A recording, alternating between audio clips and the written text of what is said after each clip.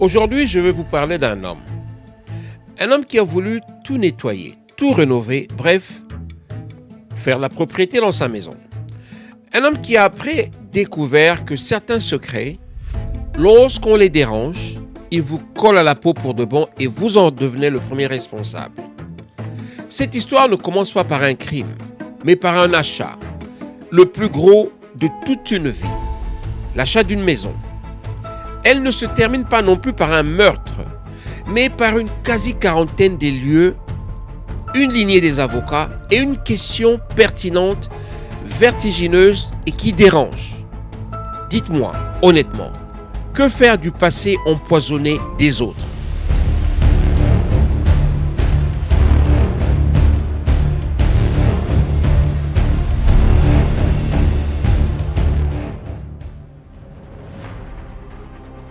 Notre rituel habituel. Alors, on nettoie au javel nos boutons d'abonnement pour que les choses tiennent pour de bon sur l'écran. On efface les traces douteuses, évidemment, pour y voir clair. Alors, notre histoire d'aujourd'hui, notre homme, on va l'appeler Jérémie. Jérémie est un fin bricoleur. Il veut tout faire avec ses mains.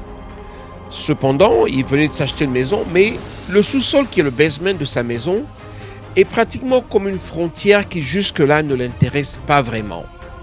Pour simple raison, un tas d'objets abandonnés par l'ancien propriétaire, un certain Dr Leclerc, décédé il y a quelques années plus tôt avant qu'il ne fasse l'achat de la maison.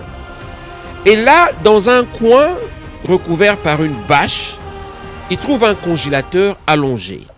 Pas un frigo américain moderne, un modèle, on va dire, des années 90, de couleur beige, avec la peinture qui cloque un peu, qui s'enlève et un peu de rouille, avec une petite déprise débranchée et qu'on sort. Le cordon bien enroulé, le frigo n'est pas branché. Une couche de poussière et de toiles d'araignée partout. D'ailleurs, dans tout le sous-sol, il y a plein de toiles d'araignée et surtout sur le frigo. Ce qui montre que le frigo et le sous-sol n'ont pas été visités il y a bien plus de 10 ans. Et c'est là qu'il voit une note. Un bout de papier quadrillé, jauni certainement par le temps. Une écriture fin de médecin au stylo bille, précise mais bien pressée. Le genre d'écriture que les médecins nous font les ordonnances avec, vous rappelez sûrement. Alors, il va prendre le temps de lire. Et du coup, le froid du sous-sol lui semble soudain beaucoup plus profond. Parce que la note dont il trouve va changer le cours de son histoire. La note date de 1999, donc plus de 20 ans.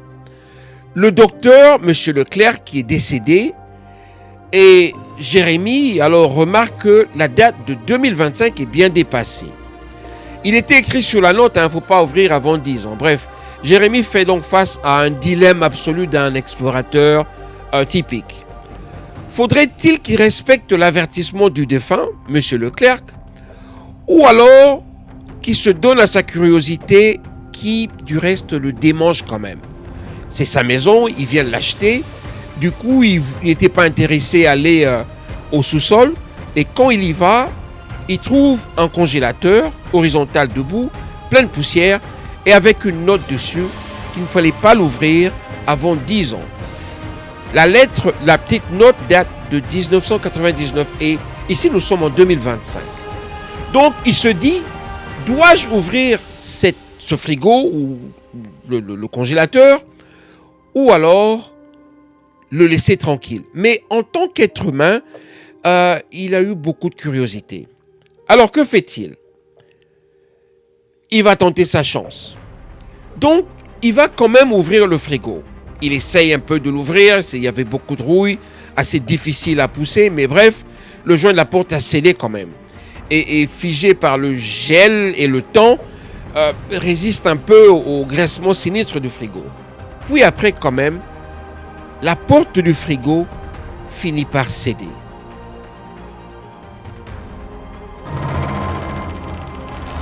À l'intérieur, ce n'est pas un cadavre qu'il trouve, mais quelque chose est peut-être bien plus grave. Mais cependant, quelque chose vivant en sommeil, un long sommeil. Le terme approprié ici serait que cette chose, tout ce qu'il a découvert, a traversé ou a vécu une certaine hibernation.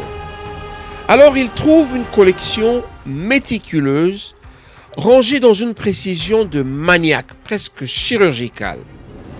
Des boîtes en verre, empilées, des geloses craquelées, des trucs de chimiste, des fioles en verre abandonnées avec des étiquettes codées dessus et certainement des barcodes.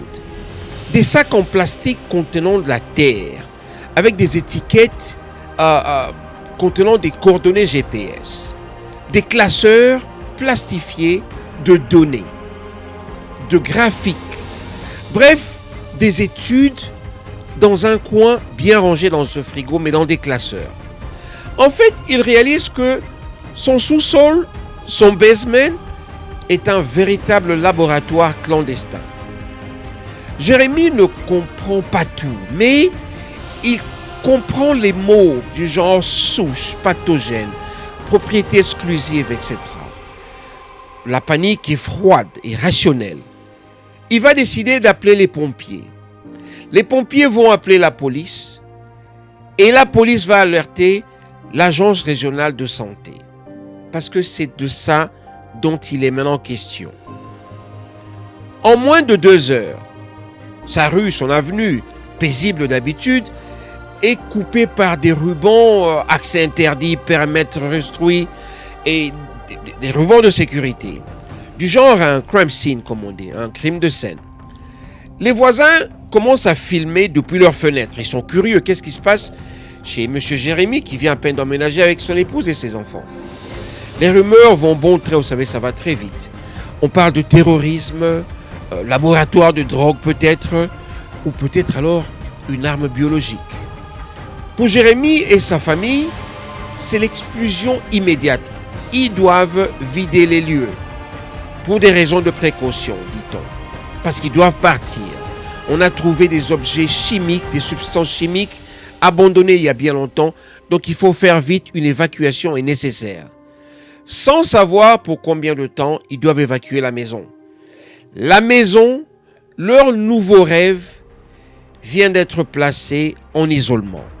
Désormais, ils doivent trouver un endroit où passer la nuit. Alors c'est ici que commence le véritable cauchemar pour Jérémie. Le cauchemar n'est pas biologique, tenez-vous bien, mais dans le sens administratif et légal de l'affaire. La guerre donc se situe sur 3 fronts.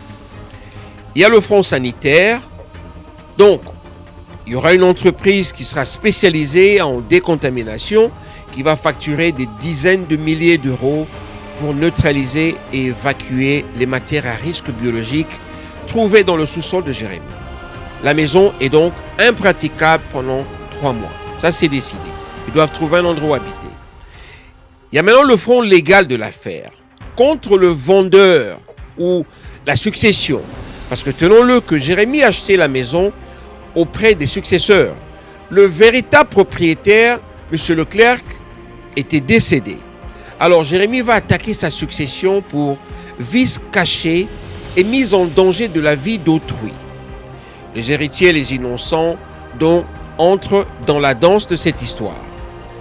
Il y a maintenant le front légal contre la compagnie où travaillait M. Leclerc. C'est une multinationale agrochimique. Elle aussi entre dans la danse légale. Leur avocat envoie une mise en demeure. Jérémie est accusé de viol de propriété intellectuelle pour avoir ouvert des échantillons protégés. Rappelons-le qu'il a trouvé ça chez lui à la maison. Donc il n'est pas allé ailleurs, il a trouvé ça chez lui à la maison. Une maison qu'il venait d'acheter. Et autre, Jérémie aussi accusé de destruction de preuves et actifs de recherche en les décongelant. Je vous ai dit tout à l'heure en amont que il a trouvé le frigo était poussiéreux et puis le frigo était débranché. Donc il n'était pas congelé pour que les matières chimiques qui y étaient puissent avoir une certaine vie.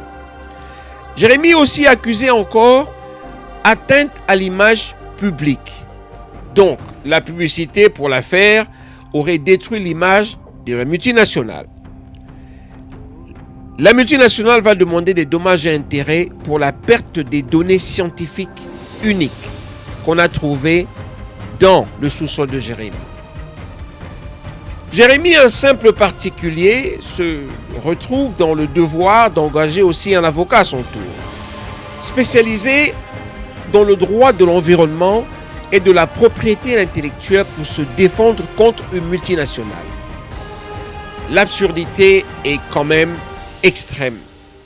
Jérémie est puni d'avoir découvert le poison que quelqu'un d'autre a laissé dans la maison dont il venait de s'acheter. Donc, c'est le principe du pollueur-payeur.